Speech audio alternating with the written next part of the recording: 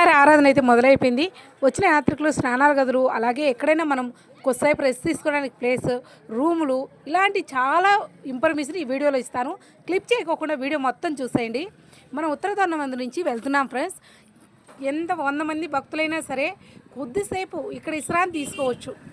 గుడి ఇరువైపులా చాలా పెద్ద ప్లేసెస్ అయితే ఉన్నాయి. మీరు ఎటు చూసినా పెద్ద పెద్ద ప్లేసెస్ ఉన్నాయి. మంచిగా టెంట్ ఉంది. అలాగే ఇక్కడ కుళాయి నీళ్ళు ఉంటాయి. ఇక్కడ కొద్దిసేపు విశ్రాంతి తీసుకోవచ్చు. దర్శనం అయిపోయిగానే స్వామివారి పాదాల కాంచి బయటకు వస్తే విశ్రాంతి తీసుకోవచ్చు. పెద్ద ప్లేస్లో మంచిగా టెంట్లు అయితే కట్టున్నారు. విశ్రాంతి తీసుకోవచ్చు. ఇంకా దర్శనం చేసుకున్న భక్తులు పాదాల వరద నుంచి బయటకు వస్తే పక్కనే ఉండే ఈశ్వరం తెలుసు కదా, భీష్ముని గుడి దర్శించుకొని కొద్దిసేపు కళ్యాణ మండపంలో సేద తీర్చుకోవచ్చు. వచ్చిన ఆడవారు కానీ అలాగే పెద్దవారు కానీ కొద్దిసేపు విశ్రాంతి తీసుకోవచ్చు. కీలో వెళ్ళారు కదా, అలసిపోయి ఉంటారు. ఇంకా విశ్రాంతి తీసుకున్న తదుపరి వాష్రూమ్లు కానీ లేకపోతే ఈరోజు ఉండడానికి విశ్రాంత గదులు కానీ కావాలి అనుకుంటే మనము కూర్చున్న ఈ కళ్యాణ మండపం నుంచి కుడివైపుకిన బయలుదేరితే, కుడివైపుగా ఇలా చూసుకుంటూ మనం బయలుదేరితే మనకు వాష్రూమ్లు అలాగే స్వామివారి గుడిలో ఉండే బావులు మనకు కనిపిస్తాయి. పక్కనే మనకు విఘ్నాలు దొరికే వినాయకుడి గుడి కూడా ఉంటుంది. మోకాల నొప్పుల వల్ల ఎవరైనా ఉంటే వినాయకుడి గుడిలో ఎత్తుగా ఉంటుంది, అక్కడైనా కూర్చోవచ్చు. ఇక్కడ మీకు కనిపించేటి స్నానాల గదులు, ఆడవారు స్నానం ఆచరించవచ్చు. అక్కడ డ్రెస్ మార్చుకోవడానికి కానీ కొంచెం మంచిగా ఉంటుంది. నో ఇబ్బంది, ఏ ఇబ్బంది ఉండదు. ఇంకా బయటకు వస్తే ఇవి గౌరమ్మ సత్రాలు అంటారు.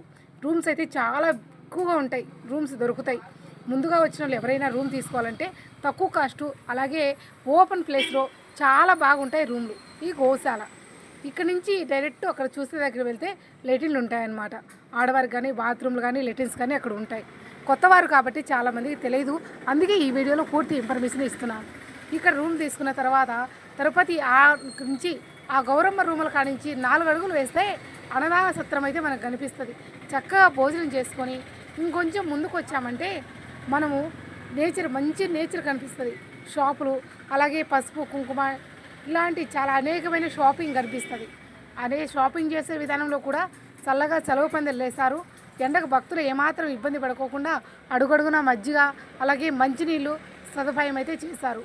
గుడి యాజమాన్యం అయితే ప్రతిదీ కూడా పర్ఫెక్ట్గా వచ్చిన భక్తులు ఎటువంటి ఇబ్బందులు ఎదుర్కోకుండా మంచిగా అయితే చేశారు. ఇప్పుడు మనము చక్కగా అటు వెళ్ళి ఆ షాపింగ్ ప్రదేశాన్ని అంతా చూసుకొని ఈశ్వరమ్మ మఠంలోకి అయితే వచ్చేసాం. ఈశ్వరమ్మ మఠంలో అయితే చాలా బాగుంటుందండి. విశాలమైన ప్రదేశంలో బాగా చెట్లు, కొంచెం ప్రశాంతమైన వాతావరణం అయితే ఉంటుంది. పిల్లలు పెద్దలు ఎవరైనా విశ్రాంతి తీసుకోవాలనుకున్నా, నైట్ పూట నిద్రించాలనుకున్నా ఓపెన్ ప్లేస్ చాలా ఎక్కువగా ఉంటుంది. కాబట్టి ఇక్కడ ప్రశాంతంగా నిద్రించి తదుపరి స్నానాలు కూడా ఆచరించడానికి ఈశ్వరమ్మ మఠంలో మంచిగా సౌకర్యాలు ఉన్నాయి.